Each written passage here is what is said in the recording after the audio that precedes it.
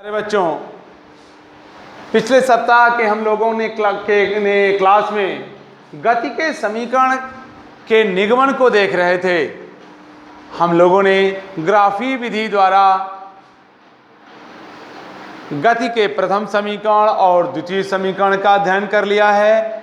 गणितीय विधि द्वारा गति के प्रथम समीकरण का अध्ययन तो कर लिए, परंतु द्वितीय समीकरण का अध्ययन हम लोगों ने नहीं किया था। आइए आज हम पुनः देखते हैं गणितीय विधि द्वारा गति के द्वितीय समीकरण का निगमन। थोड़ा बड़ा है, हम घबराएंगे नहीं, बिल्कुल समझने का प्रयास करेंगे कैसे चल रहा है, कैसे गति के द्वितीय समीकरण का निगमन किया जा रहा है।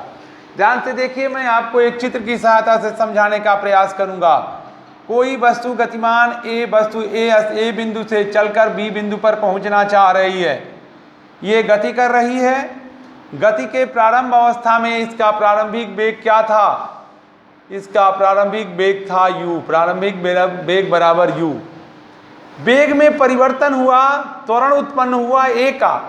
तो पहले 1 सेकेंड में जब यह वस्तु आगे बढ़ी थी तो उसमें वेग में वृद्धि हुई कितनी की? a। क्योंकि हम लोगों ने त्वरण की परिभाषा पढ़ा है कि वेग परिवर्तन की दर को त्वरण कहते हैं। प्रति सेकंड वेग में जो वृद्धि होती है वही त्वरण कहलाती है। तो अब 1 सेकंड में वस्तु जब यहाँ से A से चल करके A डैश पर पहुँच गई है, उस समय उसका वेग हो गया है u प्लस a। अगले 1 सेकंड और चल गई अगर, तो यहाँ पहुँच गई तो u प्लस इसका क्या हो गया वेग? u प्लस 2a हो गया। इसी प्रकार 3 सेकंड में u प्लस 3a हो जाएगा, 4 सेकंड में u प्लस 4a हो जाएगा। ठीक इसी प्रकार से जहां उसकी गति समाप्त हो रही है b बिंदु पर, यहां जाने पर उसका वेग क्या, अंतिम वेग क्या हो जा रहा है? v। ये अंतिम वेग हमारा है। ये अंतिम वेग को हम वेग v अक्षर से दिखाते हैं। लेकिन इसके 1 सेकंड पहले जितना त्वरण उत्पन्न था उतना वेग कम रहा होगा, अर्थात यहां पर इसका वेग रहा होगा v माइनस a। और 1 सेकंड और पहले यानी गति समाप्त होने के 2 सेकंड पहले उसका वेग रहा होगा v minus 2a। v minus 2a। इस चीज को यदि हम समझ लेते हैं तो गति के द्वितीय समीकरण को गणितीय विधि से निकालना बहुत आसान हो जाता है। हम लोग यहां लिखेंगे गति के 1 सेकंड बाद वस्तु का वेग बराबर u प्लस a। गति प्रारंभ होने की ऐसे लिखेंगे। 1 सेकंड बाद वस्तु का वियोग u प्लस a। इसी प्रकार गति समाप्त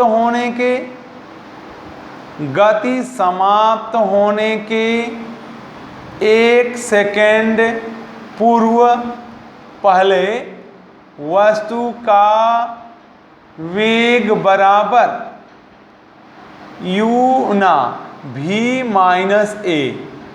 यहाँ है v माइनस a। तो बोलो औसत वेग क्या हो गया? औसत वेग बराबर हो गया u plus a plus v minus a। बराबर हम कर देंगे तो क्या पाएंगे? a से a कट जाएगा, u प्लस v पा जाएंगे, u प्लस v पा जाएंगे। इसी प्रकार हम दूसरे सेकंड की बात करें तो लिखें गति प्रारंभ होने के 2 सेकंड बाद वस्तु का वेग बराबर क्या हुआ भाई? u प्लस 2a हो गया। और इसी प्रकार गति समाप्त होने के 2 सेकंड पूर्व वस्तु का वेग क्या है? v minus 2a। देखिए v माइनस 2a। पुनः यदि हम औसत वेग निकालें, औसत वेग निकालें तो औसत वेग बराबर हो जाता है u प्लस 2a आप प्लस v माइनस 2a। आप 2a काट लोगे, फिर क्या निकलेगा? आपको निकलेगा u प्लस v। हम कहेंगे कि प्रत्येक दशा में हमारे गतिमान वस्तु का औसत वेग कितना प्राप्त हो रहा है? प्रत्येक दशा में, चाहे वो 1 सेकंड बाद ले रहे हों, 2 सेकंड बाद ले रहे हों, 3 सेकंड बाद ले रहे हों, प्रत्येक दशा में हमारा औसत वेग u प्लस v ही आ रहा है। अब कोई गतिमान वस्तु इस औसत वेग से गति कर रही है, बंद करो, इस औसत वेग से गति कर रही है। औसत वेग से गति करने के उपरांत t समय में वह वस्तु कितनी दूर चली जाएगी? तो माना, अब आगे भी लिखेंगे, औसत वेग u प्लस v से t समय में चली दूरी यस हो तो यस बराबर, यानी दूरी बराबर क्या होता है? चाल बराबर दूरी बटा समय, तो दूरी बराबर क्या होता है? चाल गुणे समय। चाल गुणे समय होगा? नहीं, देख लीजिए, अगर सूत्र गलत हो रहा हो तो एक सूत्र स्टैंडर्ड से याद कर लें। दूरी, चाल बराबर दूरी बटा समय होता है, यह सूत्र तो स्टैंडर्ड सूत्र है ना। अब हमको दूरी बराबर निकालना है तो तिर्यक गुणा कर लीजिए, चाल गुणे समय आ गया, कोई दिक्कत नहीं हुई। अब आप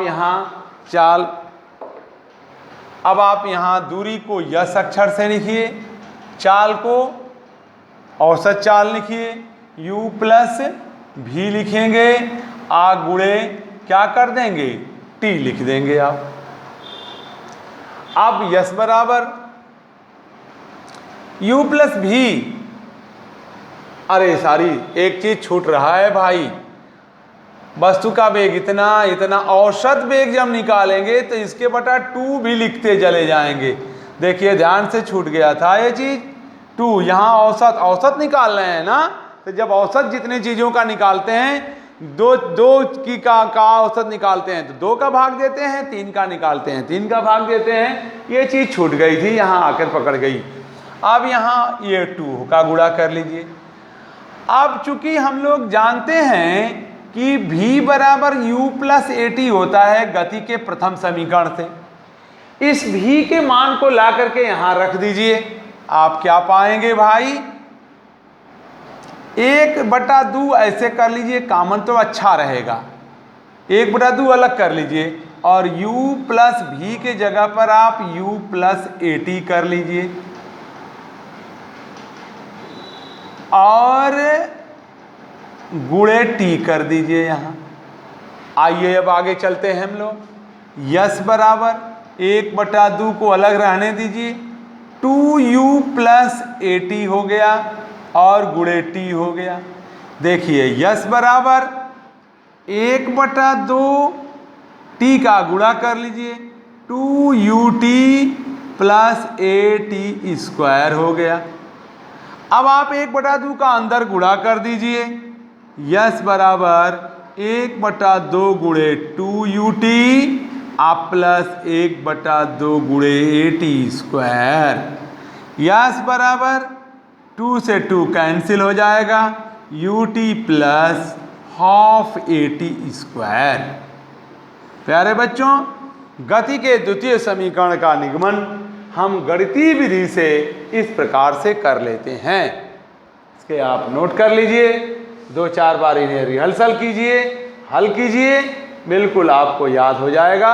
ग्राफी विधि का निगमन मैंने अगले दिन आपको कर लिया था। अब हमें इस गति समीकरण में ग्राफी विधि और गणितीय विधि से गति के तृतीय समीकरण का निगमन शेष है, जिसे हम कल देखेंगे। धन्यवाद।